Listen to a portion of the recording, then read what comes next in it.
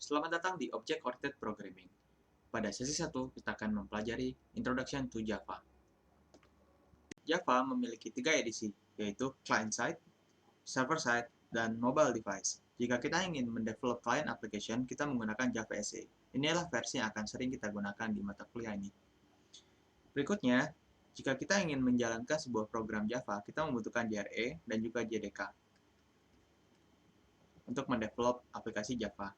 Dengan adanya JRE dan JVM, Java dapat berjalan di Windows, Linux, ataupun Macintosh. Berikut adalah contoh program dari Java. Setiap program Java pasti menggunakan kelas. Di sini kelasnya adalah Welcome World.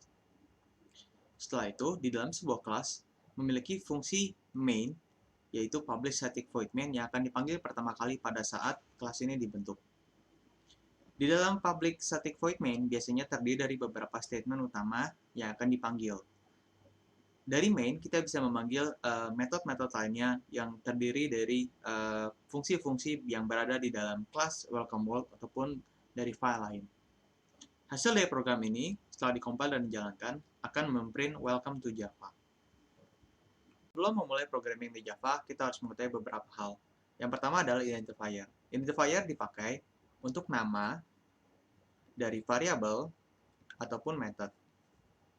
Di sini kita bisa lihat beberapa contoh. Public class compute_total berarti compute_total ada identifier dari nama kelas ini. Lalu ada identifier input dari kelas scanner dan name dari kelas string. Bisa dilihat nama dipakai di bagian bawah dan input dipakai untuk memanggil fungsi next line dari kelas scanner. Berikut adalah beberapa rules mengenai penamaan identifier. Nama bisa digabung dengan menggunakan letter, digits, underscore, $sign, tetapi tidak bisa dimulai dengan angka. Jadi 3, N, ini tidak bisa. Bisanya N3. Setelah itu tidak bisa menggunakan reverse word atau keyword yang penting seperti while, static, if, dan lain-lain. Selain itu, nama variabel bisa panjang. Jadi tidak memiliki batas panjang. Setelah mengetahui cara memberikan nama ke variabel, mari kita belajar mengenai tipe data dan input-output.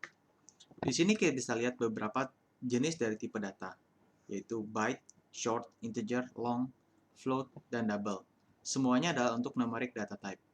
Masing-masing memiliki ciri khas sendiri-sendiri. Contohnya, double bisa berisi koma, sedangkan integer harus bilangan bulat. Selain integer, kita bisa juga menggunakan tipe data char, yaitu untuk menyimpan satu single karakter. Berikut adalah contohnya, satu variable letters menyimpan huruf A. Tipe data lain yang tidak kalah penting adalah string type dan juga boolean variable.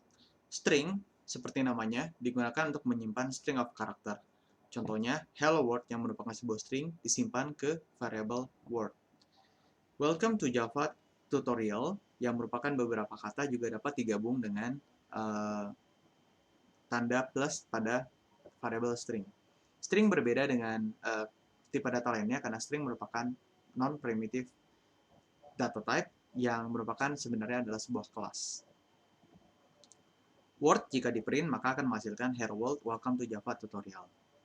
Selain itu, ada juga boolean variable yang berisi true and false saja. Jadi isinya adalah true atau bisa diisi juga dengan false. Setelah mempelajari variabel dan tipe data, mari kita belajar mengenai input di Java. Caranya adalah dengan menggunakan scanner class. Pertama, import class, lalu create object dari class, setelah itu gunakanlah metode yang sesuai dengan tipe data yang diinginkan. Ini langkah pertama, ini langkah kedua, lalu gunakan metode nextIn untuk mendapatkan integer. Nah, kalau mau pakai yang lain, misalnya mau dapetin string, mau dapetin byte, short, integer, long, dan lain-lain, gunakanlah metode yang sesuai dengan kegunaan masing-masing metode tersebut. Sekarang mari kita belajar mengenai output.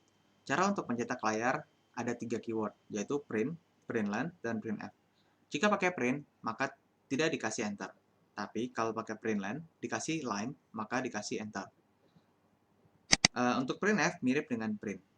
Nah, printf ini mensupport beberapa format output, yaitu %B, C, D, F, E, S, beserta dengan data tipenya. Nah, kalau pakai printf itu mirip sama programming di bahasa C. Jadi, kalian bisa membuat formatting seperti ini. Berikut adalah contoh penggunaan dari println.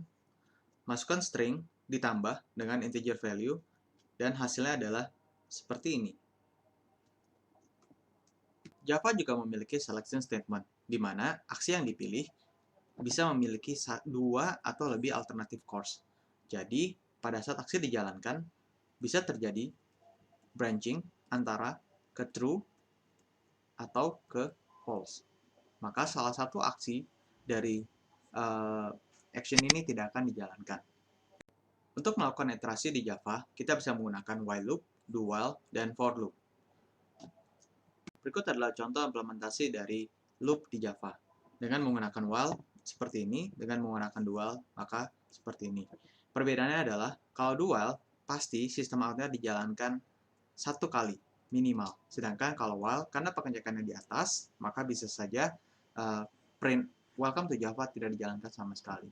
Setelah mempelajari selection dan iteration, jangan lupa bahwa Java juga memiliki jump operation, di mana untuk keluar dari loop kita bisa menggunakan keyword break, untuk skip beberapa statement di loop kita bisa menggunakan keyword continue, dan juga menggunakan label untuk pindah go to ke suatu line tertentu.